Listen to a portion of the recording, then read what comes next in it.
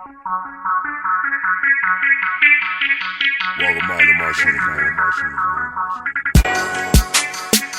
what a feeling. It's more to a story when you count up who you dealing with. Losing's not an option, a subject or a predicate. They say the sky's the limit. Yes, I'm busting through the ceiling. Miles to Mogul. I do you one that's better, rather show you than I told you. Yeah, and everybody sweating know you until you go Super Saiyan on them. Goku. Everybody sweating know you. Everybody sweating know you. Now. Everybody sweating know you. Everybody sweating know you. Now. All right, y'all. So today in the studio, I have somebody that I truly love. She is my manifesting partner, spirit lifter, dope energy inhibitor, entrepreneur, hostess with the mostest, and all around just a beautiful, pure soul. That right there was like the best interview I have ever introduction that I have ever received. Thank you. Alisa Rolle is here, y'all. Thank you, this is one of my bestest friends. We talk about a lot of things. Yeah. We have a ton of powerful conversations. We have had a ton of powerful conversations, from relationships to life lessons to manifesting to like energy and what type of energies we want to be around. And we have all these conversations and we never have them recorded. So like, I'm just happy. Like everyday life stuff we always talk about. Exactly. Thank you for inviting me and having me into your space. Of course, of course. So that. Thinking about energy, you're so welcome. Speaking about energy, you have never freaking met a stranger. Every time I'm with you, you can talk to anybody and you can talk to them. Like, it's not like, hi, what's your name? What's your name? No, you're like invested in the conversation every single time. And I feel like that's so beautiful because everybody doesn't have that type of energy where they can just flow around a room and communicate with all different types of people. So like, you're, in my mind, you're at the top of the social butterfly, pedestal list, all of that plus more. So how do you protect your energy and how do you decide who you want to share your energy with? Wow, I really love that. I love that you asked me that question so that I actually have the opportunity to bring light and clarity to what it really is for me, because I do know that people do see me as this social butterfly, and I take that as a complete compliment. But I'm actually very intentional about where I direct that. So whenever you do see me eye to eye, face to face with someone, it really is a genuine flow. And then I also have a whole nother side to me where if I'm not interested, I'm not in anyone's face. I can be totally off in a corner. And I won't put the label of like introvert on myself because I really do. I gain my energy around other people. But then I do have to like sometimes recharge by myself. And if I am in that space, then I'm not being super social. I'm being social with the different pieces and parts of myself that we call being a Gemini. It's life for us. So like, I'm never really bored. But back to the question of like, how do you stay in that space? I am truly intentional. Like, I really do truly, like you use the word invested. I am in that moment. If I'm talking to someone, I'm invested. I do care. I do care about, when they got to the city and what brought them here. I do care about, okay, well, what made you want to change into that career? Or how did you decide how many children you wanted? Or whatever the conversation is, I do truly care. And that's why it flows like that, because it's coming from a place of realness. I just think it's so beautiful because every time I'm with you, I know that I have your complete and whole attention. Yes. And these days, you don't get that from humans. To be honest, a lot of times you could be talking to somebody you really care about and they're scrolling on their phone or they're looking at text messages and you're like, yo, are you like actually paying attention? Right. But with us, it's always been like, even if you do have to send a text message or a phone call or take a phone call, you're always like, Karsh, give me a second. That's my first name, actually. It's LaKarsha. Yeah, it's not Miles. But that's my name for her. No, y'all still call her Miles, though. That's my name for you. I love that. But no, like seriously, like every time, like we could be in the middle of a conversation, you might get an important call or a text message and you'll be like, I just need to do this real quick.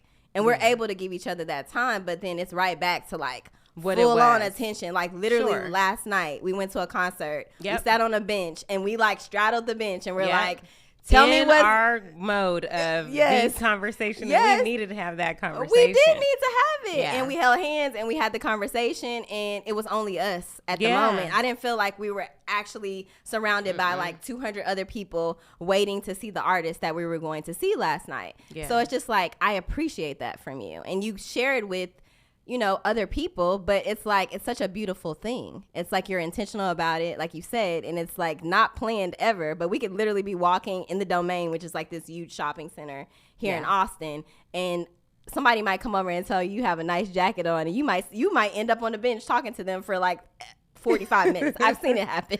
True. Yes. And it's so, it's refreshing. Thank you. I appreciate that. I am a huge communicator. Some people would call me an over communicator, but I think I have this like internal constant reminder that other people are not in my head with me. So I'm always aware that, hey, let them know a text is coming in, or you know what, let me finish up this text. Oh, I know what you're talking about. When we were actually on the floor and we had met that girl, well, you knew her and I met her for the first time. Right. And I was like, are you talking about that moment when I was like texting and I like excused myself and I told her? Every time. Anytime we ever have to send a text message or a phone call, we always dismiss ourselves for that moment and say, I know that, I know that we're having this deep conversation, but I really have to respond to this. And I feel like that's a lost thing that people don't have. Yeah, it's just like, I'm in the conversation with you, I instantly go to my phone and now I'm scrolling and you're like, are you still paying attention? Well, you know, they say that with all the means of communication, like this is the least communicative like generation. Like that's all so the sad. Like we've got Snapchat, we've got email, we've got, you know, our text message, we've got all the social media platforms, but like face to face, we're not communicating with each other. So, and I value those conversations, but I also value like handwritten notes. Yeah, like I value all of the old school. I guess it's old school. I guess I don't know. People, y'all tell me what it is. Should not be old school. But it's like it's just the old way, I guess, of communicating. But it's still my way, and it's still our way, and I do definitely enjoy that. But my question to you is, have you always been this way, like since you were a little girl? Or did this come out? I'm pretty sure of it. Yeah, okay. I'm pretty sure of it. We called it, well, my parents called it talking a lot, and I still do that. But it's because I've just harnessed and honed it into intentional communication. So, yeah, I would say yes. For sure. Love that. I definitely was. I just remember making friends all the time for no reason. Sure. My mom probably was like, you have to. Really did. It like, really did, girl. I'm not gonna, no. The more the merrier. I'm an only child. Oh, yeah. And I kind of felt like an only child because my older siblings are 7 and 6 years older than me. So there was a time where it was just me. So that makes sense. I'm the youngest and the only. There you go. So, look, we're both only children. Let's just say we're only. We're only. We were having a conversation not too long ago about how the universe pays you for what you want to be paid for. Yeah. Again, the universe pays you for what you want to be paid for. And you are using an example of like music video creators and producers versus other jobs that are not quite as creative, but maybe like just your go-to jobs. If you're a cashier, you just go to work. You know, like if you work in healthcare, you just go, you know, like you do what you do in healthcare. If you're an engineer, you're an engineer. You go to work, you do what you do, clock in, you clock out. Right. What did you mean by the universe pays you for what you want to be paid for? Let me sit up for this one. I love this. I love that you've asked this question. So, I think that, you know, when you think about music video producers and directors, they get paid a pretty high dollar. Like I'm thinking about, I can't remember the main director that Michael Jackson used to use. I remember at a time, the music video Scream that he did with his sister, and rest in peace to Michael, that he did with his sister, that was like at the time one of the biggest sought after music directors at the time. Highest budget. It was like up there with the budget of movies. So it's like, if that was the budget for creating it, then that was it encapsulated whatever he was going to pay himself from that. And then I think about like Hype Williams or, you know, any of these creative producers for music videos. They're getting paid a lot of money, and that is not a traditional, that's not healthcare, that's not safety, that's not aviation, that's not you know, being a fireman, that's not necessarily these like jobs that are truly needed. That is a true extracurricular activity and thus career path, but they're getting paid so much. And so what that showed me and what I thought about in that moment was they've commanded the universe to give them whatever dollar to be able to play in that way. Say it again. They have commanded the universe. For the people in the back, I hope you're taking notes. They've said, they've looked at the earth that we're on right now, and they've said, I want this amount of money or this type of resource or this type of benefit tangible in my hands from producing this for the earth, for the people in the earth, for, you know, our senses, whatever enjoyment you get out of it. They're saying this is the type of exchange that I want. And I was really inspired by just even the thought of that. Yeah, So, absolutely. yeah. I love that. When you said it, I was like, we got to talk about that. We have to let people know about that, because that was my intention when I went for the job that I have now as a radio host and a podcast producer. I wanted to create content that inspired other humans to be better humans. Yeah. And I knew in return, I was going to be inspired just by meeting people that were inspired by that or inspired just by life in general. Yeah. You know what I mean? That would draw more of that to me because I'm putting that out into the universe. Absolutely. Yeah. And sowing and reaping is what living is, in my opinion. Like we will experience it. There's no way of getting out of that. So yeah. Absolutely. I think it's just such a beautiful thing to create something, like you said, create something and then get paid for it. And a lot of people told me that it wasn't possible. I'm not going to lie to you. Because it's not a possibility that they've made for themselves. So One more time, Alisa. It's a possibility that they have not yet made for themselves. They can definitely get there. They just have to either be exposed to it or they have to just expand their mind and give themselves permission to actually receive that. Because, you know, we live in abundance land. So all we know is there's more than enough for whatever it is that we desire. There's more than enough for us to give. There's more than enough for us to receive, whatever that looks like. So, absolutely. Why do you think people get caught up in the whole feeling of it's not possible for me? Well, exposure and recycling whatever you've been shown, upbringing and background is a huge influence on whether or not you think something is possible for you. And then, you know, there are those people that you hear about like an Oprah or just people who just get stuff out of the mud. They get their own inspiration out of the mud. And I would say that they're still pulling from that God place inside of them. You know, God places a piece of himself in us, you know, so they've if they haven't seen it in their upbringing, then they've tapped into a very deep place in creation, which is themselves, and said, no, I'm going to receive what I know is in me to receive.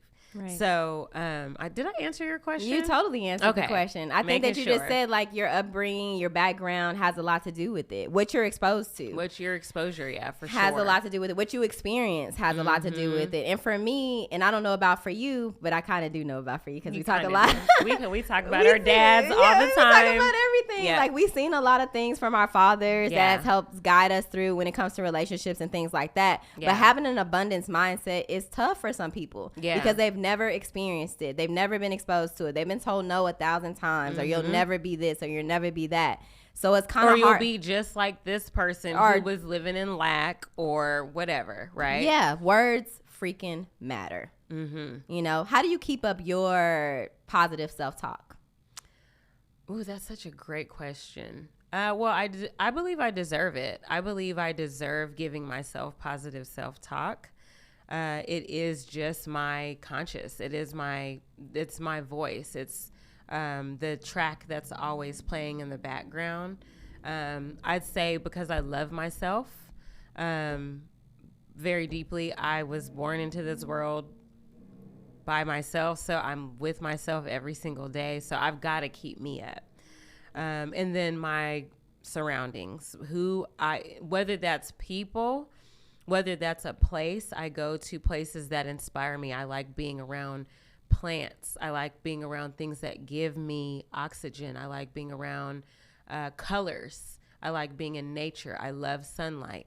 I love water, whether it's a waterfall, an ocean, a beach, even like being in my shower. To be honest, I take like long showers. I'm that 20-minute minimum shower taker. Proudly, gladly. I let the water cleanse off every and anything that it needs to, and it's just therapeutic for me. So yeah. But keeping up my positive self-talk is the people I choose to have in my life, my tribe. To some degree, they have to both be like an echo as well as an iron to sharpen me all at the same time. So they have to bring me up. Like, I intentionally place myself in rooms where I'm the small shark. I love being the small shark. High five to that. I love being a small shark too. I love it. Because you can like, do nothing but grow. I can do nothing but grow. So when you're in that constant wanting to grow, you want to outdo yourself. Last week, you want to outdo yourself. Like, let's just say you're having a moment of like frustration or irritation. I want to outdo myself from 10 minutes ago.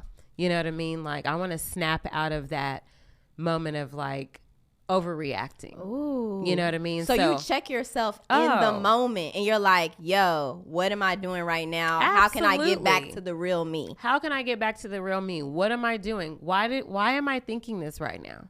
Did he or she really say it like that? Mm-hmm. Did the cash register, not the cash register, but did the cashier or the teller or whoever you're dealing with, are they really saying this to me? Do they know me? Have they known me more than this moment? Is it really a big deal? Mm-hmm. And if you already know the answer is no, why am I allowing a situation to take me out of the element of excellence? Man, the element of excellence. Why would I do that? I love that. I always say, why do I allow someone else to take me out of my alignment? There you go. Because that's also a very great way to say it. Yeah, but it's too hard to get, for me, it's too hard for me to get back into alignment. Right. If I get myself out of alignment, it might take me a few days to get back into it. And I don't mean like, just like, oh, I'm a little upset because my order was wrong or something small. I'm talking about if I had to go into an argument with somebody that I care about or I love and it really shook me up. Right. It takes me too long to come back from that. Just because energetically, I don't want to be that way. So I do the same thing. I check myself in the moment and I'm like, okay, I can let this take me to where I'm going. But I also know what the emotions and the feelings feel like internally before I get there. So I get these little signs from my body. Like like my throat might feel differently, or my cheeks might feel a different way, or my face might tighten, or my lips might tighten. You might feel a temperature. Like you change. Feel hotter. Like I know when I'm in that space, my ears get real hot. There you go. Just like these little signs from your body. Yeah. So that is listening to your body. That is listening to yourself. That's knowing like, okay, I'm being triggered right now. Something is setting off. And so it's like, do I back away, or is that the signal that if I'm kind of in this inflamed moment, do I need to go ahead and lower my voice? Do I need to fix my face? Whatever it is, what do I need to do to be back in alignment or back in excellence? That's all that matters. Listening to ourselves. Yeah. That's all that really matters. And it's like, it's so simple when we break it down like that, right? But when you're in the moment, you really have to. That's when your internal guide has to really come in and say, hey, step in and say, hey, the signals are going off in the body. Walk away from that. Or just let that go. Come back to it when you can handle it or when you feel like yourself. Right. You know what I mean? So that's such a deep, good lesson. Absolutely. It's like just correcting yourself that in the moment. Emotional management and regulation. Control of your emotions. Absolutely. I really love that. And I love the fact that when you are in control of your emotions, life is so much easier. Staying calm is like the way to everything. Yeah. Like it is such a jewel of life that really can open you up or keep you in the space that you want to be in. And so that's my goal, is to just continue to always stay calm. I mean, you've had a moment with me in Italy where we were definitely about to miss that gondola ride. And what did you say to me? You were like, you really are staying so calm, because I was thinking, what is freaking out gonna do in another country? Buy some water? Yeah. Like, I don't want to fall in. And, you know we what I were mean? running around. We were literally running around Venice, Italy, and it's all water mostly. You have to take water taxis, water buses. There are no cars that can fit on the island. Yeah. Do you remember that? I totally I don't remember even that. think like a little Fiat or whatever. No, I don't even remember there's seeing nada. those. There's We vehicles. took a train there, and it was like while we were surrounded by water. water. Yeah. And that was just like, it was so crazy. Yeah. So just to give y'all a little backstory, she was the first person that ever took me overseas. She like called me out of nowhere and was like, "Yo, you trying to go to Italy?" Yeah. And I was like, "Wait, what?" She's like, Yeah. "No, I got you. All you got to do is get your flight." And I was like, thank you, God. Yes. Thank you, God. And I didn't even really honestly think you know what? Maybe inside of me, I knew that it was going to manifest, but I was like, I'm just going to throw this out there And see if because she it was catches so it. last minute. And it was just like totally like no warning, no setup.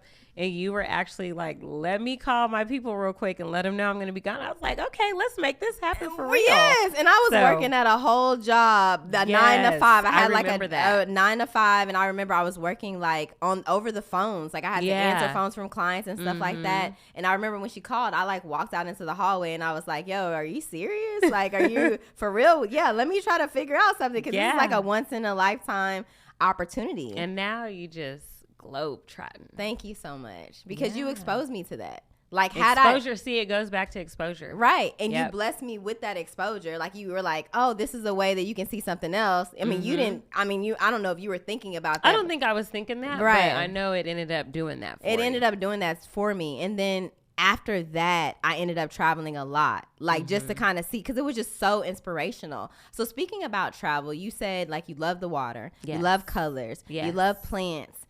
You love the sun, all that good stuff. What sure. does traveling do for you? Because you love traveling. And you I travel do. a lot. Yeah. So traveling, one, always gives me perspective. Whether I am traveling to a high luxury, super beautiful place, whether that's in like terrain or, a chosen like resort or a, very nice place. Whether it's travel for leisure or it's travel for like humanitarian work. I do a lot of mission work with my father, and, it might be more of a desolate place that's, needing a water purification system, or a school might need to be built, or a medical or dental mission trip might need to be had. It always gives me a perspective. It always allows me to feel very abundantly rich, like whether it's I'm here for leisure or I'm here to serve and give. I'm like, I know what I'm going back to. I want for nothing. Also, I like putting myself in situations where I have to learn outside of the space that I'm normally always in. I hate routine. I love variety. So it gives me a chance to like just change it up, and I'm forced to figure it out. And, having a military brat background, that was also in my upbringing. You can never really get too comfortable in one place at a time. So traveling also, I guess, kind of brings me back to my childhood, because it was just normal. So traveling allows me to see God's creation in different strokes of the paint that's chosen, the different colors, whether that's the people, whether that is like I said, the terrain, the vegetation. When I go to Africa, I see trees and bushes and plants that I've never seen over here in North America. You know what I mean? So it just does a lot for perspective. It does a lot for keeping me on my toes. It does a lot for sharpening me and just allowing me to sit back and enjoy life. So, yeah. I love that. Do you feel like traveling and like learning different things, I feel like that feeds my soul. And it's not like that for everybody. Like, I think some people think like sometimes people travel because they want the pictures and they want, they want to look good on the gram, or they want to look good for that. But for me, it like literally changes my whole perspective. Right. Every time I come back from a trip, whether it be somewhere like LA or going to overseas somewhere, it could be anywhere. I always come back with something different. For sure. Absolutely. Same here, you know, on the whole, you know, photo op thing. Of course, I like to capture and document moments if I can, but, you know, a lot of times I won't actually present my trip to the world until I'm like back and it's like 2 or 3 weeks later. And we are the you same know, it's person. like, you know what? I've actually, there was a time that I was in Playa, one of my favorite places. Shout out to Playa del Carmen, Mexico.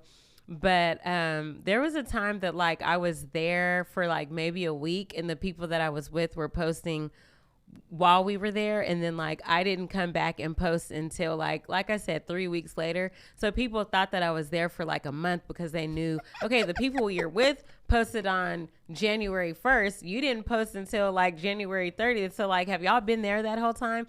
And the reason why, all jokes aside, is I really do swallow up the moment. You know, I really do enjoy it. I am feeling something, you know what I mean? I'm connecting with the people. I'm putting my feet in the sand. I'm comparing like, oh, okay, I love the way the chefs cut the fruit here. Let me bring that back to my own kitchen, you know, when I get home. So I shouldn't say the word comparing. I'm learning. Yeah. I'm learning what I want to bring back to my own space. Yeah. So absolutely. You're in the moment, but you're also like the observer of the moment as well. For sure. That's what it seems like. And when you are in the moment and you're observing the moment, it's hard to like get all the pictures you want for the gram and get all the videos you want for the gram. Yeah. There's a lot of times we even go out together and we don't get no pictures or no videos. Nothing gets posted. Last night was different, but like there's plenty of times we've hung out and like it's not about that. It's about being in the moment, trying to figure out what's on your friend's mind and helping them kind of figure out like what their life, where their life is going. That we talked about. Yeah, the investment, being there, being aware. Speaking of social media, I mean, like I post in ghosts. How do you feel? That is such a Gemini thing to say. Oh my, don't even look at who liked it. I don't even. None of that. Every now and then I'll go check back on like how a post is doing just to see like get into the minds of the people that follow me just because. Right. But I'm gonna be honest, I'm not like a scroller. Like I know you're not. I don't get into it, and it's like because I know you as a person. So I don't real life. In real life, we value real life over simulated life. So I get simulated life for sure. Yes, I value real life over simulated life for sure. Yeah. How do you feel about social media, and how often do you use it, and what's your thing with it? Like, how do you see it? So I love social media. I do think that it's fun. I follow a lot of things that reflect who I am. I love to laugh. I'm very silly, very goofy. So I follow, you know, a lot of comedians or people who do little skits, things that are funny. I follow things that inspire me, whether it's something that spiritually inspires me and helps me, you know, strengthen my faith. So I follow those sorts of things. And then I like to follow just anything that's like a higher level conversation. I had to shout out 19 Keys. I know you do. That's like, I super love him. You know, money guys such as like Aristotle Investments. I like those people. So that's from the consumer side of my interaction with social media. That's how I consume it. I consume what I want to be able to pour back out into the world anyway. As far as myself as a creator of my own content, I also will post and go. Sometimes I'll post something and I'll see every comment and I'll remember to like comment back like, oh, thank you, girl. Heart eyes back. You too. And then sometimes I post it and I never look. And I think it's just simply because it doesn't like take over my life because of that like other tab that's open in my head. So like I'll post and then I'll put the phone down and then I'll be cooking like a 3-course, 4-course, whatever meal. And she can cook. And you know, I will receive that compliment. Thank you. I'm ever growing in that. Shout out to my partner who definitely loves to make sure I'm in the kitchen to just stay burning something, you know, keeping something hot. But no, I would say I do think that social media, although it does just simply reflect humanity, it only exposes what's already in our hearts anyway. I also can see for like the generation or two behind us where they don't really have a world that doesn't involve having a smartphone, a little computer in their hands at all times. I do think for them, it really truly is distorting their real actual reality. So I think that they really do associate self-worth with likes. I think that they really do, for those that are trying to step out and be an entrepreneur. And you know what? Honestly, we even see it with people in our I was generation. about to say, yeah. I think that they really do think that, oh, let me post to get this business exposed. And that's one part of it. But there is a whole physical interaction in the community, 10 toes down, feet on the floor, real relationship building that does have to happen depending on what your business is. So I do think that it does distort people's reality and thinking, okay, a like equals revenue, and that's not always congruent. So as far as what I think about social media, for me personally, I have a healthy use of it. I have a fun use of it.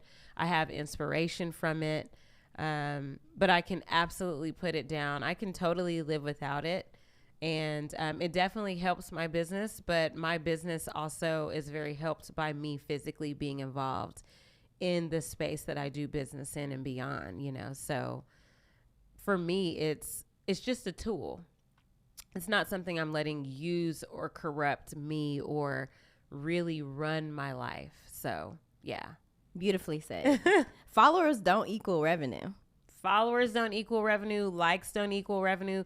Even sharing doesn't necessarily equal revenue unless you can truly like go back and pull data from what a like or a share did for you. And unless you can point that to, okay, this actually equaled a bottle of this being sold, or this t-shirt being sold, or this course was sold from here, or someone came in and they got my service from this like or these groups of likes, it doesn't always equal that. And so unless you are truly pulling data from what hopefully is sponsored ads that you're paying for, because that's where, you know, Meta and all these different places are going, they're having you pay for the stuff. So unless you're truly actually putting dollars behind what you're putting out there, it really is just kind of like a playground of like trial and error. And even if you're paying for it, it's trial and error also.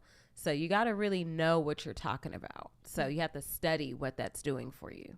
Absolutely. And then there's the eyes, right? You're really just getting the eyes. A like sure. and followers equals eyes. Absolutely. One pair or set of eyes. Right. That's it. That's what you're getting. And I think that's what the brands are paying for. Right. But that doesn't always translate, because Right. I could have 4,000 followers, Right. and 2,000 of them are active and they want to buy whatever product. And you could have, 10,000. Sure. And only 200 people will actually see buy it a product and like it. And then of that 200, maybe only 15 actually bought, and maybe only 5 are returning repeat business. Exactly. So you have to really look at and analyze the data and see how you should move from there. Like, for example, I'll just speak to my clientele. A lot of my main clientele, they're not on a certain platform of social media. They're just not there. A younger audience is mainly there, but that's not the main clientele that I service. So for me, it's more so something to maintain so that people can see, yeah, it is a legitimate business. If a client is out in, a grocery store and they say, hey, you should go to this person, here is her information, her website, her address is here, then we have archived content of what it is that we do. But that's not the way that I'm trying to get into new business. So in front of new business. So how do you get the clients? Just explain a Yeah. little bit on how you've gotten to the point that you've gotten in your career without social media, pretty much. That's a great question. In that social butterfly way about me, I have literally sat next to who is now my client. She's been my client for about the last 7 years. I've sat next to her at one of the tables outside of Whole Foods, and she sat down next to me. We just shared space. I looked at her, struck up a conversation. And I was like, you really should let me put a pair of lashes on you. I'd love to, not a pair, excuse me. I should know better. You should let me put a set of eyelash extensions on you. She didn't know what it was. I educated her on what it was. I told her, come see me. She came. So it was physically reaching out and touching a person in real life. And that's why I really hate how much it's diminishing. Social media is diminishing real interaction because you lose the pearls and the gem of that physical actual touch. I get that, you have more reach online, but for people who have brick and mortar businesses, they have service-based businesses, we should never hesitate to actually build real relationships. I've done anything from going up to people to mailing postcards in the mail for people to physically receive in their mailbox, all the way to really just asking people, hey, can you be my model? I would love to take pictures of you with a set of lashes on. And then they in turn say, oh my goodness, I love this. Let me keep doing this. And then they are a customer from there. So that's how I've built outside of social media, and it's worked for me. So that's so crazy. I'm like, is this for the new generation? Do they think this is even possible? I think that if they're seeking, they will know it's possible. If they're not seeking, it will seem a bit out of reach. Do you feel like this is why some brick and mortars that we've seen, like especially the ones that we grew up around, or even like we could say like mom and pop shops or whatever, do you think that's why some small businesses fail, because they refuse to do like the hands on the ground or boots on the ground kind of work that you're doing? Absolutely. I think for the mom and pops, innovation and marketing are the lifelines of business.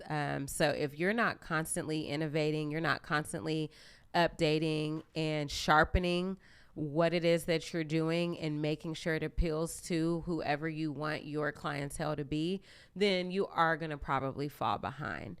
And yes, I do think that there might be people who I've seen have a brick and mortar that are actually out in the community, and then they catch wind of how easy they think, oh, well, all I have to do is put up a post, and then they actually start to work their way backwards, and then there's a little bit of a regression of progress, if you will, and they are now trying to copy what they're seeing other people do with social media and not actually in the community. And I think that is why they might be falling behind, is they're now trying to carbon copy what maybe you have a tangible product that you sell. You sell makeup, or you sell clothing, some sort of physical merchandise. And that, okay, that works for them to post online and have sponsored ads. But you are a mechanic shop, like you work on cars, or you are a local dry cleaner, or you are a hairstylist or a nail tech. You still have to physically, like you said, have feet on the ground and be touching your community and letting people know that you're there. Marketing, what are the ways that you're actually marketing? Maybe you have the best product in the world. You have the best cleanser. You have the best nail polish. But how do other people know that if they're not inside of your head with you? So that goes back to that intentional communication piece that has to be had if you want to continue to thrive in business. So, yeah. It's so important, because the people that I pick to work on my hair or my eyebrows or my eyelashes or my nails, I'm super intentional about that. Yeah. I have to share energy with this person possibly every 2 weeks or once a month, depending on who the person is. So that's major to me. It's not about just your skill set. I think some people think like, oh, I'm so talented at what I do, so I can be mean and have 1,000 trillion rules on Instagram. Like, don't book here, don't click this link, no DMs, text only between 1 a.m. and 2 p.m. And then if it's after that, I don't shampoo hair, come with your hair already cleaned. It needs to be at least 4 inches all the way around, exactly. whatever the situation is. And if you're a black woman, you've experienced exactly what we're talking about. Absolutely. We don't have to over explain this. We know what this is. But yeah, I feel like people get so invested in the image that they have on social media, and they feel so entitled based on the amount of followers that they have, that they lose the customer service aspect that you're talking about right now. It's a dangerous slippery slope. It's very easy to slip into it. And I think that I do want to quickly just speak to who's doing your hair. They're touching your crown. They're touching your head. They're touching something that you don't want to lose. You know what I mean? We have the service providers in the personal care services industry. We have the power of influence. We have the power of therapy and helping people see things differently, or maybe the way that is the best way for them to see it. We can echo that, or we can offset that to bring them and elevate them into a better space. The person touching your hands, our hands, these are huge tools for a lot of us. Like, you can't type without your hands. You can't hold a microphone without your hands. If you're an artist, whoever is doing your nails, even if it's just a basic man's manicure, even if you're a man and you're not even getting that clear polish at the end, you just want it buffed and that's it. Whoever is touching your extremities or your eyes, those are huge places on the body that you don't want negatively compromised. And so that spiritual, emotional, mental aspect has to be very intentionally picked. As you said, you're very selective, and it really has to be.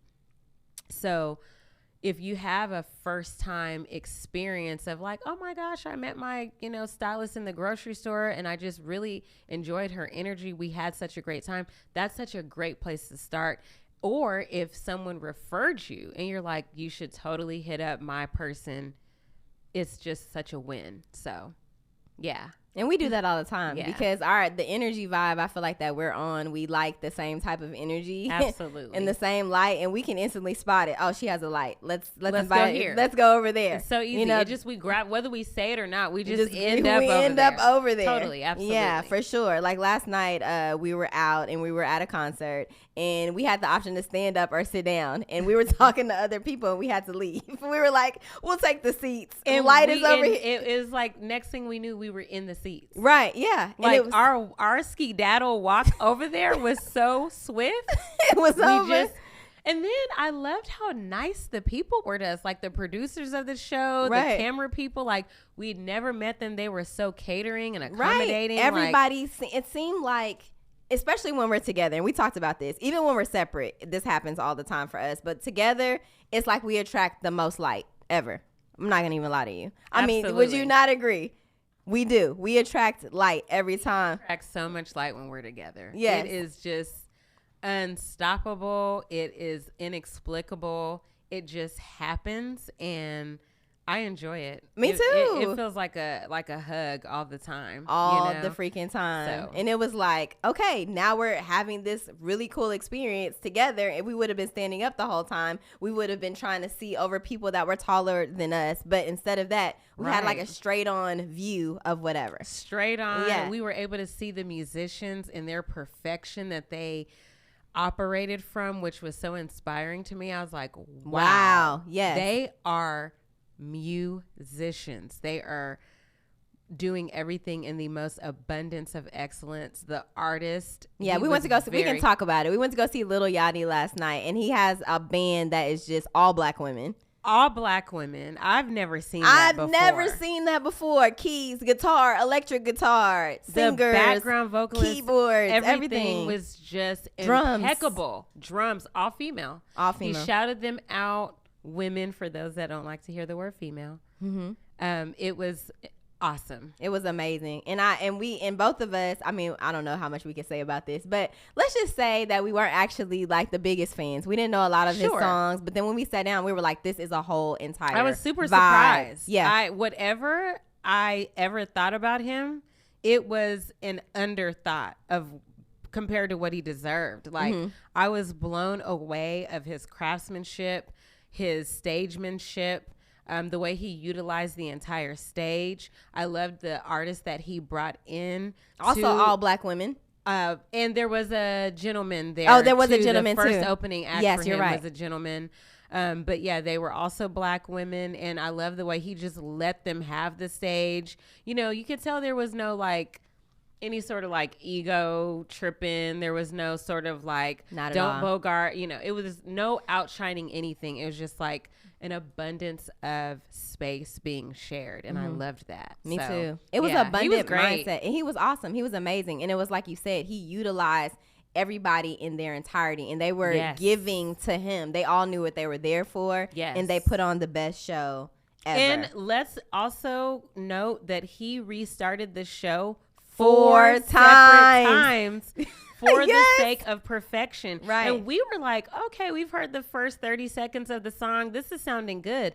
He left the stage. All of his musicians left the stage to go in the back and get whatever pitch right. It was perfect pitch, the cadence, everything. Their mics were perfect. And then once I heard his voice and the different ways he slipped out of different, I would say different tones or tones different. of I'm not a musician. I'm himself. sorry. Got it. Yeah, he was in different pitches. He was in different tones.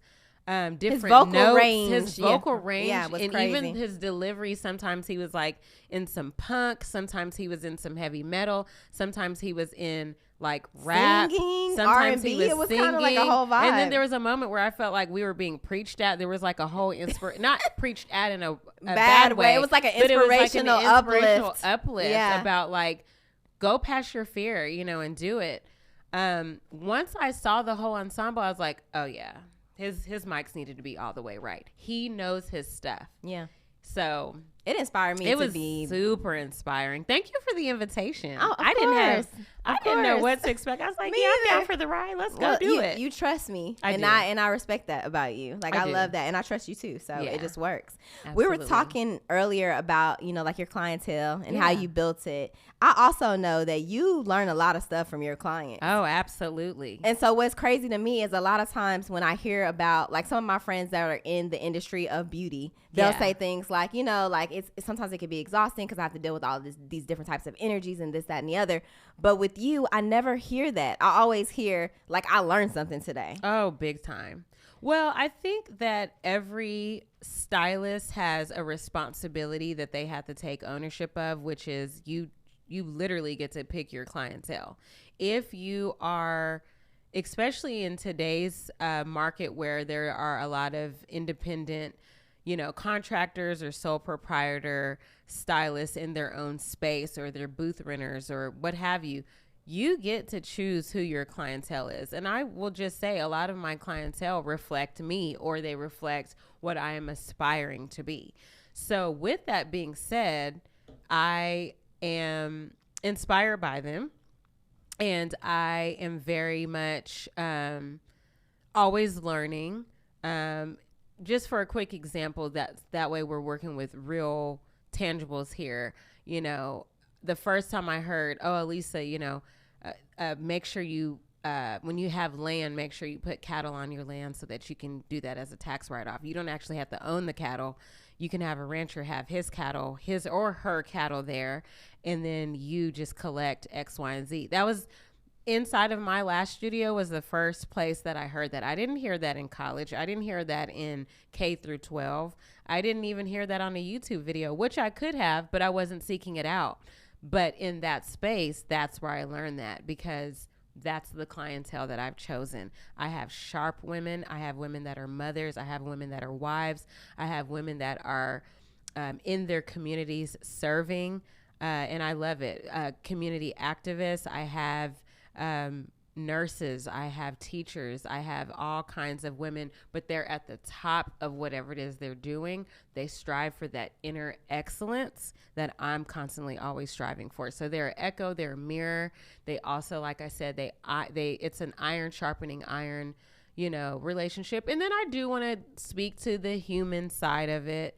There are times where you're just tired. We're not robots. We do not function as machines. It is a human doing the service. And so even then, you still have to put the responsibility back on yourself and know your limits. You have to know when you're tired, when does your body actually start to break down, And if you can utilize other talent, and I think in my industry, that's where you see people's bodies actually do break down, or they do get burned out, or they don't really know their limits because they're just in a mode of just constantly taking everyone. Oh, you know what? I'll do 10. Okay, no, I'll do 15 people today. Nope, I'll do 20 people. Or it just starts getting more and more instead of realizing, you know what? There's only so many hours in the day. I want to stay soft. I want to stay funny. I want to stay bright and bubbly. I want to still render my talent to them so that they're happy. Why don't I bring in some other talent and we all win together, which is what the business model and structure is in the place that I'm in right now. Is I have other bosses around me and I love it. So we all work together. I love it. Other bosses around me. Yeah. I totally love that. I just find it so interesting, like that holding space for other people. Absolutely. Like a part of you has to hold space because you're in an industry that, you know, people are coming to you sometimes and they want you to hold space for them. Mm-hmm. And it's very up close and personal because you're putting lashes on somebody. Absolutely. So you're in their space. I'm in their orifices. You're in their orifices. I'm in their eyesight, their vision, everything. And like being in that space, like sometimes it's like you might not have the room to hold the space. Right. You know what I mean? So I make sure I have the room. I do not overbook myself, but I'm flexible. So like if there's a cancellation and I can get someone in, I'll make sure I am in the service industry. So I do think you have a lot of people in my industry that don't like to serve. They don't like that service. I actually really love, you know, I'm very hospitable. I'm very catering. I enjoy, I'm that wife that will put your napkin on my husband's lap for him before he eats his food. I bring the plate to him. I'm proud of that. I love that. If people don't like that, that's not for them and that's okay. But I think that you don't have to be in the mode of not having room. You just have to create the environment to where you constantly want to give people what it is they came for and have the room and the space to continue to deliver at the optimal, excellent level. And that's what hiring staff is for. And there's another side of the coin to that. You do have to train. You do have to deal with turnover. You know, sometimes it doesn't always work out, or some things are just seasonal. And then you have to understand, how do I want to structure? Do I want to have booth rent? Do I want to have commission-based stylists? Those are two completely different systems and structures of which you then service those people that are coming in to be a part of your team. What I'm hearing from that question that I asked you is that you don't allow for times for where you can't hold the space. You book yourself accordingly and you make sure it happens, and then you have other people on your team that are willing to fill that space if you can't hold it. Absolutely. You know, I think that business development is directly correlated to personal development. You know, your business is only going to grow as much as you've personally developed, because you cannot see what you can't see. So if you can't see it in your personal life, it's going to be very hard to see it in business life. And so in my personal life, like I said at the beginning of our conversation is that I am intentional. The social butterfly that you see is because I want to be there. I am intentionally giving that person 30 minutes of my time, 45 minutes of my time, or 5 minutes of my time. It surprises people when I can actually cut a conversation short, slip right on out, and still get to the next thing. But I was intentional. I was super aware the entire time of what I was doing. And so if I don't do that in my personal life, I don't let people burn me out. I don't let people exhaust me. I don't let people use me in a negative way. I let people utilize my talent, my resources, my skills, but I don't let people use me or burn me. That's my responsibility. So if I don't do that in my personal life, I don't have to do it in my business life. So I don't. So that's goodness.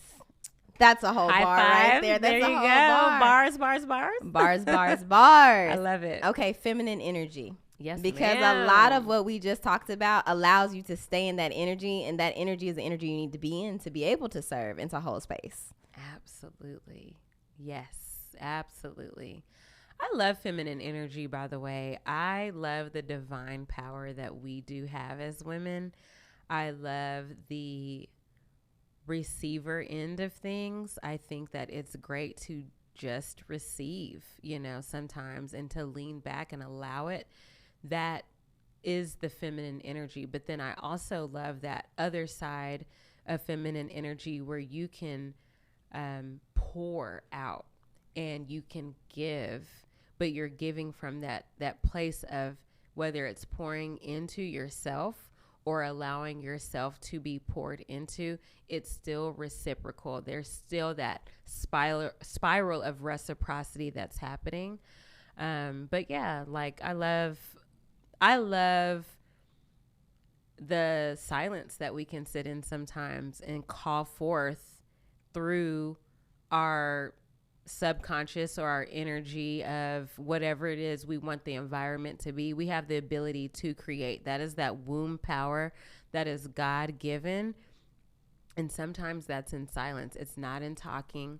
It's not in commanding or demanding anything verbally. It's in leaning back and, waiting to be asked. And because we've have that kind of like mystique about us a little bit, or that silence that we're sitting in, then, whoever's around us seek to give us what we want. And that's that feminine energy, divine power that I love that we as women get to have. So, yeah.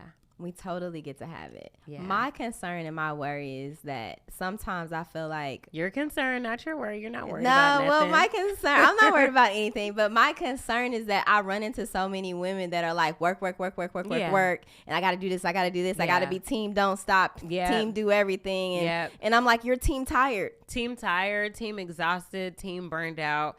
Team don't have any more to give. Team kind of like mean. Yeah, team in my masculine energy. Team and I got energy. The 50-50. I'm going to pay all the bills. Yeah, like, I'm like doing everything. And I'm like, houseway. Yeah. It is a concern. And I do see that it goes back to that exposure. When you see women in that, it's because that's what has been shown, and we've been exposed to that. We've been taught that, and we're exemplifying it and modeling and walking it out. A lot of it's unconscious. A lot of people are unaware. I do see a lot of women waking up to it.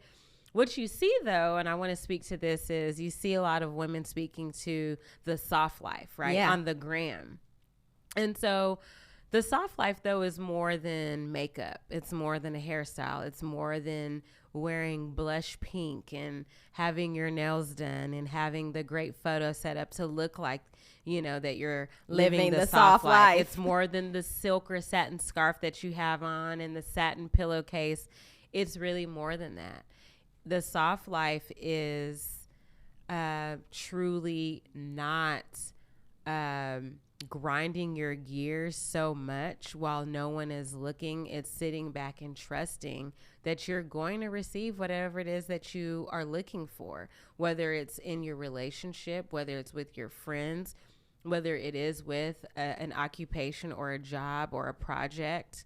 Even if you're in a creative space and you're like painting or you're writing or you're in your garden, trusting that you're putting the right soil down and trusting that, okay, the seeds are laying good in this bed of dirt. And you know what? I am going to see this come and grow.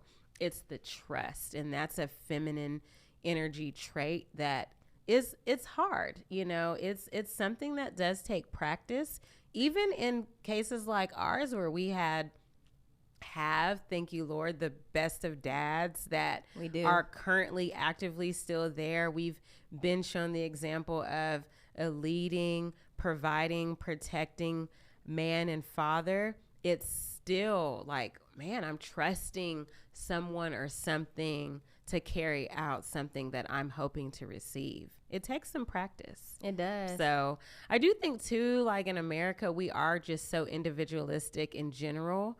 So some of it just comes from like our culture, like even outside of your household, just our culture is just so very work, independence, work, grind culture. You know, you've got to earn the right to rest. You've got to, you know, earn the right to take a nap. You know, it's the middle of the day, even on a Saturday or a Sunday. What are you doing with your life? I struggled with that, to be honest. I felt like a failure anytime I was like off work on my off days. If I slept until like 9 or 10 a.m., I felt like, what I got to do? I got to be busy. Let me do this. I got to be doing something. Yeah. And it's like, why? Let me redirect that to sitting down on the couch and resting. Let me make sure my adrenal glands are like not about to blow out of my body. Right. You know, let me see how am I feeling. Yeah. Sit with yourself. Yeah, sit with yourself. I've personally manifested so much more by being in my feminine energy. Absolutely. And you know me as well. I know. Kudos to both of us. Kudos to because both we of do. us. We literally will write each other text messages like we already have something. Oh, like, absolutely. Like we will literally be like, I have a husband. I have, 2 kids. I'm driving a Porsche Macan. Present tense. We've done these exercises. I have a Porsche keychain for the Porsche that I'm going to have. Yes. There you go. It's here. So it's here. It's already here. So she is one of the people that I can actually text and say things to like they're already now. They're happening when they're actually not. But she plays along with me. Absolutely. So that we can both feel and it's not playing. It's for real. We we believe and we see it. But you can manifest so much better when you have somebody on your team that's willing to go along with it and talk it like it's happening now. Like it's happening now. Right. Absolutely. But like I've noticed that as we've been doing that probably for like the last year or maybe 2. I'd say going into 2 now. Yeah, going into 2 now we've been doing that. I'd say that I've been able to like float more into my feminine energy and not be so much in my masculine energy, which I thought was the thing that I was supposed to do because it's work, grind. Gotta make strategize, direct, plan, get the people, assemble everybody, absolutely. have everybody. And now I'm just like, why? And I think that we just need to learn when to turn that off. We have to know where is that designated, where should that be directed, and then where do you cut that off and leave it there. It's just a tool because, in motherhood, right, there is some, even if it's just an animal that you're mothering, right, or you birth children, there is some form of like direction and strategy and planning that is going to be necessary. But with what you're talking about, absolutely. Like we just need to lean back and just see it, chill, and trust that it's coming. Right. And the more you trust, the quicker it comes. I agree. It's crazy when you just sit back and let things happen for you. Of course, put in the work. But what we're saying is like, don't overwork yourself to get it. Put it in your mind, know what you want, see it clearly. Yeah. Work on it every day for at least an hour or give yourself some time to work on it. And it will actually manifest. It's crazy. Absolutely. But it's so true. Absolutely. Any life-changing books for you? Ooh. So, come back to me on that one. I actually, you know what? This is a bit off topic, but Kevin Trudeau wrote the first, I think he has 3 total on this subject, but I read his first 2 books, Natural Cures They Don't Want You to Know About. And that was definitely a life changer for me. Like I loved opening that book and realizing that there are natural cures right here on this earth. Every pain, ailment, disease, there is a cure for it. You do not have to live in pain. You don't have to live in chronic disease. And it's right here on the earth. And then what that did for me was that it just coincided with my out of the box thinking, like I don't have to do the norm. I don't have to go along with the status quo. I don't have to be a sheep and just take, this is the food pyramid that we have to be abiding by. It was like, no, actually you should increase your fruit and vegetables. You should drink natural spring water if you can. Try to eliminate the plastic that you're, just always eating out of or have something in, that was a pretty life-changing book for me for sure. I love that because I'm always talking about like, not going along with the traditional things that we do for health. I really feel like it's all about the food, your energy, how happy you are, Those all play a role. Like stress on the body can cause so many issues that people have no idea about, that we could go on and on about. On and on. Yes. On and on. I mean, Joe Dispenza, you may be familiar with him. Yes, I love him. He literally, I believe his story was he was in a motorcycle accident and he was, I believe, pronounced paralyzed or I didn't know his whole backstory, but I know he's had his spine was completely out of whack, but he speaks about how he literally, in his mind's eye, he imagined each vertebrae one by one aligning the way it was supposed to, and that's what healed him. Wow. And the vertebrae started to actually come literally back together. align. So even in your limbs, bones and ligaments and tendons can literally reform. Like I've heard people talk about they've grown fingers back, toes back, what you can all manifest from your mind. Yes, I think he has a book called Becoming Superhuman or something like that. I've heard of that. Yeah, I'll put it in. I'll put the link in the down below. Yeah, I would love that. Yeah, but no, he's definitely one of the main people that I like to go to because he's all about like changing your perspective, changing your mindset, and not replaying the same stories. I really like how he talks about, when you're thinking something and when you're playing it over in your mind, the body doesn't know if it's happening now or if it's happened in the past. That's why sometimes when you relive a situation in your mind, like maybe somebody, your grandparents passed or something happened that was, crazy or hurt your feelings or something, when you recall it, tears come out of your eyes. Why? Because you're living right there. You're living right there. Can I say something that's like a little... You can say whatever you want. This is Miles. This might not be kosher, but like, I'll be honest. I get a little disappointed when I see like NBA players or, and no hate on NBA, like a professional athlete. We love NBA players. A professional athlete or someone that's in an arena at the highest level. And they're being interviewed and they say, yeah, my fourth grade teacher told me I wasn't going to be nothing and blah, blah, blah, blah, blah, blah, blah, blah, blah. And they like kind of go back there and of course celebrate the things that you've overcome. But why speak it out and give more power to it? It's like the fact that you're here in this professional space at the highest level, you already have beat the odds. You have travailed. You have prevailed. You have continued to go over that. You've reached a height or a depth that was beyond that moment, so you don't have to recycle that. And the reason why I'm speaking to the people that are in those spaces is because they are of influence, and what that does is people that are kind of consuming their platform, they who maybe don't have those $1 million contracts, they will get that in their mind. Oh, yeah, my kindergarten teacher said this, or my basketball coach said this, or my hockey coach said this and that about me. And they replay that, and they don't necessarily have, that next moment to just go to. So it's like you have to be very, very careful in the space that you hold and what you speak out when you are being interviewed or when you are being approached by a journalist, because that stuff sticks with some people. So... what's crazy about what you said, though, is that moment was a gift to them and they don't even recognize it. Exactly. Somebody telling you what you cannot do, to me, that's a gift. It's a gift. Because once you tell me that, now I'm going to do everything in my power to prove you wrong, especially if I want it. Or go to the next level of whatever it is. Right. So at that point, I might remember what you said, but I'm not going to tell everybody on national TV. But when I see you, though. Right.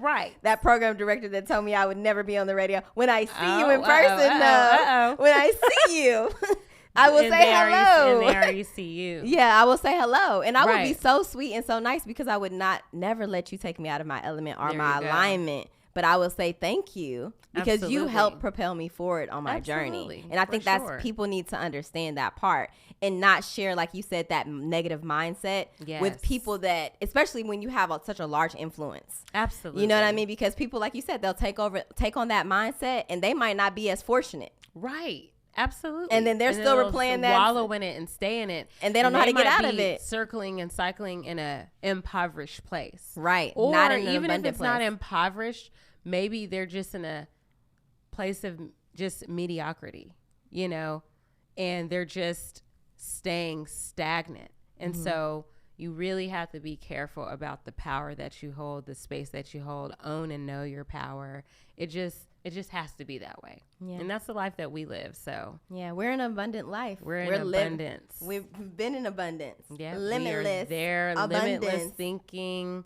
Just really, like, I love that we know that everything is figure outable. Everything can be achieved. Yes. You know, there's no moment that is not surpassable. You know, nothing is insurmountable for us. Everything can happen. Whether it's now or later, we can talk about the later as if it's now, but that's possessing it. You know, that's claiming it and knowing, like, this is mine. I can have this. Yes. I'm not going to force the how. The how does not really matter to me. It doesn't matter. So many people spend too much time on the how. I'm not spending time too much on the how. Nah, just what I want, and then we're going to try to get there any way we can. I don't need to know nothing else but what the overall vision is. Yeah, that's it. And then not how we're getting there. I just have to have the discipline and the wheelhouse and the willpower, and also the trust that it will also be brought to me. That means people, places, things. I'm going to be in alignment with it. Yes. Alignment. Thank you so much for stopping by. Absolutely. I appreciate this has you. been awesome. Well, thank you. Thank you.